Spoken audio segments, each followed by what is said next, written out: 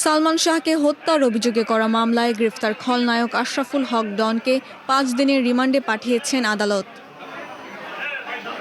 ২৭ August দুপুরে শুনানি শেষে ঢাকার মেট্রোপলিটন ম্যাজিস্ট্রেট জুয়েল রানা আদালত এই আদেশ দেন। রাষ্ট্রপক্ষের আইনজীবী ওমর ফারুক ফারুকী প্রথম আলোকে এ তথ্য নিশ্চিত করেছেন।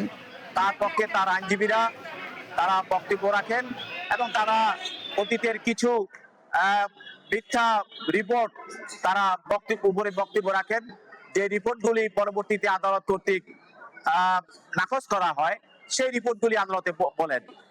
তার জন্য তার মামলাটা ওই রিপোর্টগুলো গ্রহণ না করার কারণেই তো তার হত্যা মামলাটি নির্দেশ দেওয়া হত্যা মামলাটি গ্রহণ করার জন্য। তো এই ধরনের তারা বক্তব্য দেয়। বিজ্ঞ আদালত উভয়ের বক্তব্যের পরে তার বিরুদ্ধে ৫ দিনের রিমান্ড মঞ্জুর করে তাকে তো জিজ্ঞাসাবাদ করার জন্য এবং এই মামলার রহস্য উদ্ঘাটনের জন্য তদন্তকারী কর্মকর্তার হাতে তাকে সোপর্দ করেন। এদিন শুনানিতে সিআইডির তদন্ত কর্মকর্তা আদালতকে বলেন, ১৯৯৬ সালের এই চাঞ্চল্যকর মামলার তদন্তের স্বার্থে তার রিমান্ডের আবেদন জানাচ্ছি।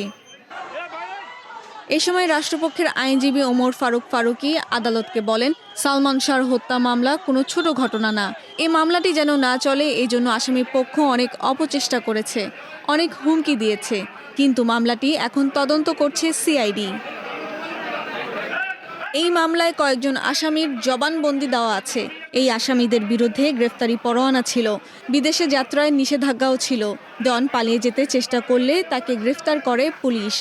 ডন যে দেশে পালিয়ে যাচ্ছিল তার পেছনে আর কারা কারা আছে এটা খতিয়ে দেখা প্রয়োজন। ওই রিপোর্টগুলো ফ্যাসিস্ট আমলে যে রিপোর্ট, সেই রিপোর্টগুলো বিরুদ্ধে সালমান শাহের মামা, যিনি মামলা দায়েরকারী, তিনি রিভিশন করেছিলেন এবং এই মামলাটা যখন ওই তদন্ত রিপোর্টগুলোকে বাতিল করার জন্য তিনি রিভিশন করেছিলেন এবং ওই রিভিশন আদালতে অন্য একটি মামলায় যখন এই মামলার আসামি স্বীকার করলো যে আসামিরা কিভাবে তাকে হত্যা করলো, সেই হত্যার যে স্বীকারোক্তিমূলক জবানবন্দি সেটা রিভিশন মামলাতে জমা দেওয়ার পরেই বিজ্ঞ আদালত এটাকে হত্যা মামলা হিসাবে নেওয়ার জন্য নির্দেশ দিয়েছিলেন। এই সময় আসামি পক্ষের আইনজীবী ফরিদুল ইসলাম আদালতকে বলেন, ডন জানতো না তার বিরুদ্ধে গ্রেফতারি পরোয়ানা আছে। যদি জানতো তাহলে এভাবে যেত না। এই মামলার এজাহারেও ফরওয়ার্ডিংয়ে ডনের নাম নেই।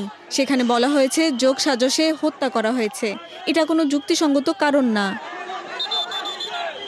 এরপর রাষ্ট্রপক্ষের আইনজীবী ওমর ফারুক ফারুকী বলেন, আসামি পক্ষ যা বললেন তার যৌক্তিকতা নেই। গুরুত্বপূর্ণ চাঞ্চল্যকর এই মামলায় আসামিকে রিমান্ড প্রয়োজন।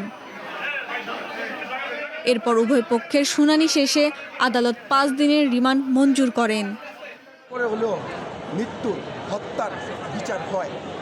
যদি হত্যা না হতো তাহলে রিমান্ড হতো না, আর হত্যা না হলে ১ নম্বর আসামি কোনোদিন পালিয়ে থাকতে পারতো না। যে আজকে ৩০ বছর পর মহামান্য বিজ্ঞ আদালত একজন আসামিকে অন্তত ৫ দিনের রিমান্ড মঞ্জুর করেছে, সেজন্য আমরা সিআইডিকেও অসংখ্য ধন্যবাদ জানাচ্ছি। তো আমরা আশাবাদী যে এর মাধ্যমে সালমান ভাইয়ার যে একটা ন্যায় বিচারের জন্য আমরা যে ৩০ বছর ধরে লড়ে যাচ্ছি, রোদ বৃষ্টি বন্যা ঝড় পরিবার পরিজন রেখে আমরা রাজপথে আছি, মৃত্যুকে ভয় না করে আমরা রাজপথে আছি। তো আমরা এখন সম্পূর্ণ রকম আশাবাদী।